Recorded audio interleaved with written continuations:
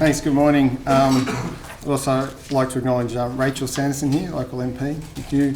My colleague Di from South Australian Government, and thanks to Michelle and her team for inviting us today and organising this great event. I've got a little bit to get through, and I've been told already by two people they're going to be keeping quite close ties on time, so I'll do my best to get through to give you an overview of the National Carbon Offset Standard and how we certify organisations as carbon neutral from a Commonwealth perspective. So as Michelle mentioned, my name is Dan Sheedy, and to answer any questions from some of you AFL tragics, I'm not related to Kevin Sheedy. And I manage the carbon neutral team in the department in Canberra. So my team has a lot of functions, but one of the main functions is to maintain the carbon offset standard and also to certify carbon neutrality against that standard. More broadly, we are responsible for enabling, assisting and encouraging voluntary climate action. And these slides show just a high-level schematic of those processes. And I'm stuck on tape here at the floor home. We can do a dance with the gaffer tape.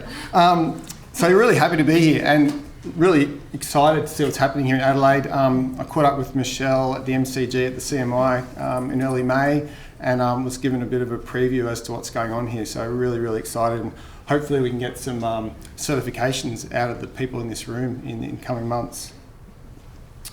And really good to see what Adelaide's already doing in terms of their accounting. And hopefully by the end of this session, you'll have a better idea of what a carbon neutral organisation is, the very broad steps involved to going carbon neutral, and the Australian Government's carbon neutral certification, how certification differs from self-declaring as carbon neutral. Let's grab the next slide, please. So I'm sure many of you already know, but for those of you who don't, to be carbon neutral means reducing your emissions where possible and compensating for the remainder by investing in carbon offset projects to achieve net zero carbon emissions. So you need to calculate your emissions, identify opportunities for emission savings and reduce emissions where possible, calculate the level of emissions remaining, and then offset those remaining emissions through the purchase of offset credits from projects that represent emissions elsewhere, either in Australia or around the world. And ideally this would be done using the National Carbon Offset Standard, which is based on international standards and best practice carbon accounting under the greenhouse gas protocols and various ISO standards. Beyond the importance of reducing our emissions, achieving carbon neutrality makes business sense, and I think this is what the purpose of the room today is. A lot of the business people in the room is a compelling financial reason to do this as well. Organisations have found that when they account for their carbon emissions, they're looking more in depth at their business inputs, especially at the beginning. They tend to easily identify areas of efficiency improvements, and many of these lead to financial savings for organisations. In addition, knowing the business's carbon footprint is becoming more important as financial and stakeholder pressures for disclosure and risk management are growing. Reducing emissions go hand in hand with dollar savings, but there is an added business case here. When committing to achieving carbon neutrality, offset units need to be purchased to compensate for remaining emissions. So if you can lower your emissions, then obviously less units you have to purchase to offset that. And even more importantly, there's a lot of co-benefits around some of these offset projects as well, cultural, economic and other environmental outcomes. So you've got the opportunity to align your offset credits with business and brand values, and that can strengthen your corporate social responsibility story for employees and your customers. Thanks. So just working through those business cases, as you can see, financial savings, reduce your emissions, supporting offset projects. The certification provides a credible tick against your carbon neutral claim. Public reporting demonstrates leadership, as Michelle mentioned, to customers, clients and employees. And another important aspect of our program is you become part of a network and you meet with like-minded organisations.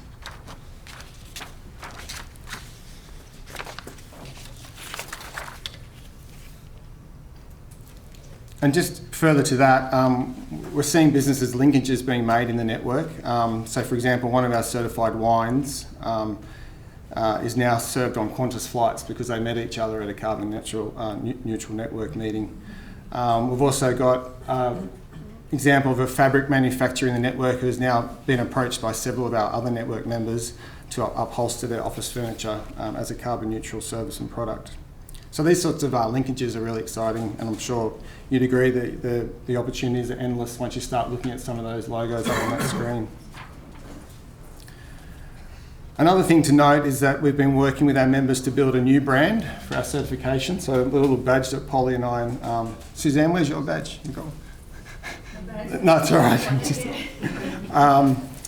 So while the current standard and trademarks speak very strongly to a high standard within the sector, we've recognised that there's an opportunity to raise awareness of carbon neutrality amongst customers and to really drive demand for carbon neutral certified businesses. This new brand is due for launch in September, and will probably mean a change of name and logo, and we're very close to that stage. So it's exciting times coming for the program too, which we can talk more about later if need be. Just go back. That's just a snapshot of the carbon neutral certified brands. You'll see Uniting Communities is up there, thanks to Suzanne, and D Squared, some of our local members here. And we really, as I mentioned, we'd really love to get some more Adelaide names up on the board. As you can see, it's very broad. Got airlines, universities, law firms, NGOs, banks, energy retailers, zoos, wineries. Not sure if I can mention beef products yet, maybe later this month. So there's a lot happening. If we go to the next slide, you can see the growth, obviously from a low base. The program started back in 2010. The colour bars just represent the different types of certifications that we provide. But over the last 2 years, we've achieved around a 30% increase in certifications, and it's only growing. We're just about to crack the magic 100, probably the next week or two, and we've probably got 20 or 30 certifications in the pipeline coming through. So I just want to emphasise that even for businesses that can't reach carbon neutrality or don't want to pursue certification, by using the NCOS standard as a carbon management guidance, you're at least on the road, on the journey to understanding your carbon footprint and preparing yourselves for a low carbon economy in the future. And for those who are interested in pursuing certification, there are a few steps you need to go through. And I think I've got a few more minutes to talk through that. You need to decide what type of certification you want to pursue, whether it's an organisation or a service, etc. You need to enter into a licence agreement with us at the Commonwealth in the Australian Government and then pay a fee. And then you need to prepare your carbon account and a public disclosure summary or a PDS using in-house expertise or a consultant. I know there's a few consultants in the room today as well that could help with that. That report will include your emissions reduction strategy, your emission boundary, your carbon account, and a summary of the purchased carbon offsets. You'll also need to arrange an audit in line with the requirements of the standard. And as I mentioned, several consultants can arrange the purchase of eligible offsets and the audit for you as part of their services. And then you submit those to us, we review it down in Canberra, in the Canberra bubble, as they say. And upon acceptance of your reports, we will issue with a notice of initial certification and a plaque. And at this point, you can start using the NCOS trademark, and you get little badges sent out to you, which is really cute too. In addition to paying the certification fee, which is calculated according to the size of your footprint, so we've got a range of fees depending on your impact. There are costs involved with engaging a consultant, organising an audit and purchasing offsets. So there are some other transaction costs you need to consider, and a carbon consultant can help you with those estimates. So that's my first time doing that presentation. I started in the role about 3 months ago. I hope I didn't go through too quickly. Hope it's piqued some interest, and Polly and I are happy to take questions offline later on if need be. Thanks, Michelle. So we're going to use the example of a school to go through a carbon account crash course, as I said. I introduced some core concepts around emissions boundaries, drawing a line around what to include and measure in your carbon account, and capture emissions that are a result of activity occurring and what you're responsible for. So to establish an emissions boundary, there's 3 approaches for organisations. Other certifications are different. I can give you more information about that offline. There's 3 different approaches: financial control, reports 100% of its activities, that it has the ability to direct financial operating policies, operational control, and equity share. Setting the boundary allows you to work out what to include and exclude based on what you're responsible for. And this is an example of a school's carbon account. And note, this is for an organisation. For products and services, it's a little bit different because it involves some life cycle assessment work. So just noting what's excluded on the right side there. And it's excluded on the basis of no operational control. So for example, a school could set an OH&S rule or policy about the canteen, the way that operates, but the third party who operates that canteen is responsible for that policy. The next part of establishing an emissions boundary is to refine your Scope 3 emissions by applying the Relevance Test. And there's a set of questions to help you guide you whether or not to include those within your boundary. And if they're not relevant, you exclude them, but you emphasise that you disclose them. So even though you're not counting them, you still have to disclose what they are. Once your emissions boundary is set, you categorise and measure the emissions. And you'll notice there's different types of emissions: Scope 1, Scope 2 and Scope 3. Scope 1 emissions are owned and controlled by the organisation, for example, on-site fuels and refrigerants. Scope 2 is the electricity that you purchase. And Scope 3 is the indirect emissions arising from your activity but not directly under your control. You've got to consider materiality, which I think was mentioned earlier by Courtney. Emissions greater than 1% are considered material for our purposes and should be measured. If emission sources are less than 1%, you don't have to quantify them up to a 5% limit. You can quantify an interest of completeness or a carbon account. Things like postage and other miscellaneous expenditure in this example are not quantified.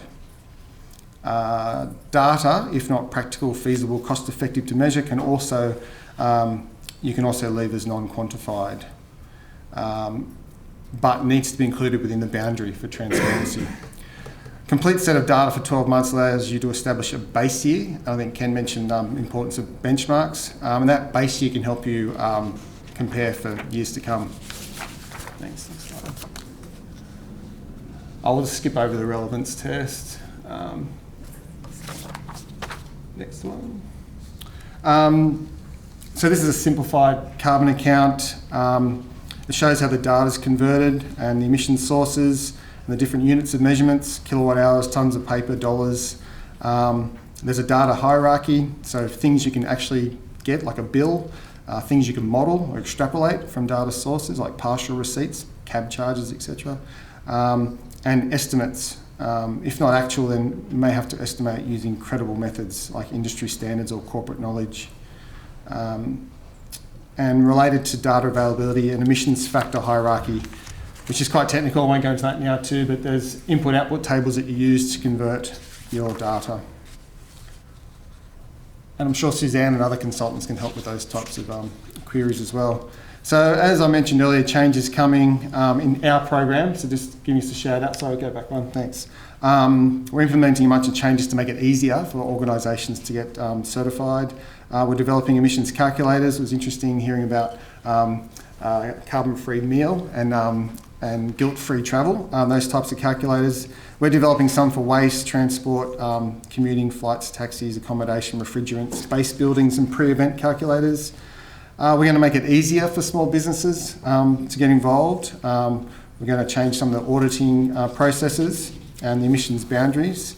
And we're also going to take some of the burden off our clients and do some audits ourselves on a risk-based approach.